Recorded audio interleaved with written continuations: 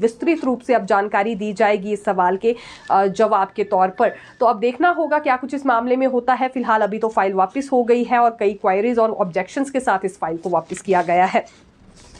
Outsource भर्ती मामले में नया मोड़ आज सामने आया है। दरअसल आज फिर ये मामला लगा था कोर्ट में।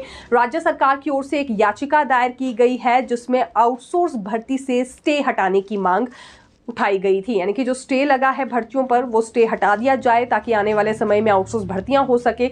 ये याचिका दायर हुई थी, लेकिन इस याचिका को हाईकोर्ट ने डिसमिस कर दिया है, ये कहकर कि एक सही प्रक्रिया के तहत ही आउटसोर्स भर्तियां होनी चाहिए और ये संविधान आर्टिकल 14 का उल्लंघन है, तो ये बर्दाश्त नहीं किया जाएगा। एक नियम होना चाहिए और इस नियम के तहत ही भर्तियां होना जरूरी है। आने वाले समय में परिस्थितियां और भी खराब नहीं तो हो सकती हैं। तो अभी याचिका डिसमिस कर दी गई है और अगर फिर भी लीगल निर्णय से सहमति नहीं है दोनों पक्षों में तो 24 मार्च को ये अगली सुनवाई होगी, ये भी जानकारी सामने आई है। अभी देखिए कई आउटसोर्स भर्तियां नहीं हो पा रही है, एनटीटी भर्ती नहीं हो पा रही है, एनएचएम में भर्ती होने जा रही थी वो नहीं हुई, और भी यहाँ स्टाफ नर्सिस की भर्ती तक आउटसोर्स माध्यम से करवाने की बात हो रही है। गेस्ट टीचर भर्ती होगी, ये भी आउटसोर्स आधार पर होगी। हाल ही में सरकार ने फैसला लिया है। काफी विरोधी स्वर उठ रहे हैं, लेकिन उसके बावजूद भी शिक्षा मंत्री ने पिछले कल क्लियर कर दिया कि इस पॉलिसी को वापस नहीं लिया जाएगा। गेस्ट टीचर जरूरी है। उन नियमित शिक्षकों के बदले जब अवकाश पर जाते हैं तो नियमित शिक्षक उस वक्त जरूरी है कि 10 से 12 दिन तक पढ़ाने वाला कोई शिक्षक वहां अवेलेबल हो। बच्चे अपनी पढ़ाई में बहुत सफर करते हैं, तो ये सोच समझकर निर्णय लिया गया है। लेकिन आउटसोर्स भर्तियां होंगी कैसे जब तक मामला कोर्ट में रहेगा। अब देखिए जो याचिका दायर की गई थी सरकार की ओर से और रिलीफ इसमें, क्योंकि यही मांगा गया था कि स्टे हटा दिया जाए आउटसोर्स भर्तियों से, इसे तो डिसमिस कर दिया गया है।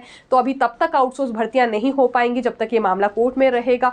एनटीटी भर्ती न जाने कब होगी, 6 वर्षों से ज्यादा का समय हो चुका है, ये भर्ती प्रक्रिया अभी तक पूरी हुई नहीं। और अब प्राथमिक शिक्षक संगठन की ओर से भी रोष व्यक्त किया जा रहा है कि अतिरिक्त कार्यभार उन पर है।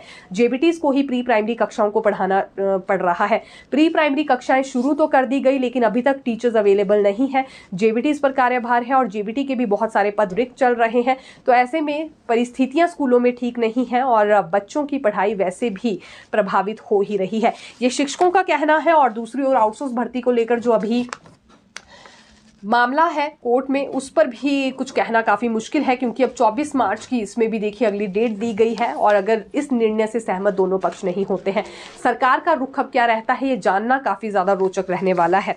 अब ये सरकार पर ही क्योंकि निर्भर करेगा कि वो क्या अभी भी आउटसोर्स भर्तियां करवाना चाहती है, तो कोई नया जवाब, नया हथकंडा यहाँ सरकार की ओर से फिर अपनाया जा सकता है और कोर्ट का रुख करने के लिए भी। अगले कल देखिए कैबिनेट बैठक होने वाली है और बहुत सारे वर्गों को उम्मीद है। शुरुआत पोस्ट कोड 980 से करते हैं। ये पिछले 2 दिनों से सचिवालय में चक्कर काट रहे हैं इस उम्मीद के साथ कि इस कैबिनेट में इनका मामला लगेगा, लेकिन दुर्भाग्यपूर्ण बात ये रही है कि एम सुधा यहाँ पर नहीं है, आउट ऑफ स्टेशन है और अभी कार्मिक विभाग का जिम्मा उनके पास ही है। इसी वजह से कार्मिक विभाग से जुड़े जितने भी मैटर्स हैं वो नहीं लगने वाले हैं। ये पोस्ट कोड्स को लेकर भी प्रस्ताव कार्मिक विभाग की ओर से ही रखा जाता है, तो अभी संभावनाएं बहुत कम है कि पोस्ट कोड 980 को लेकर चर्चा हो। हालांकि दूसरी जानकारी ये भी है, अगर दूसरे पहलू पर गौर करें तो पोस्ट कोड्स को लेकर क्योंकि कैबिनेट सब कमेटी का गठन हुआ था और इसमें शिक्षा मंत्री रोहित ठाकुर भी हैं। शिक्षा मंत्री रोहित ठाकुर ने पिछले कल ये कहा है कि इस कैबिनेट में जरूर ये मसला जाएगा, तो ये भी पॉसिबल है कि कैबिनेट सब कमेटी के सदस्यों की ओर से ही ये मामला रखा जाए, इस पर चर्चा हो, लेकिन एम सुधा देवी नहीं होंगी, तो इस वजह से संभावनाएं कहीं कम भी नजर आ रही है। लेकिन ये कैबिनेट सब कमेटी के सदस्यों पर भी निर्भर करता है कि वो इस पूरे मामले में क्या कुछ करते हैं।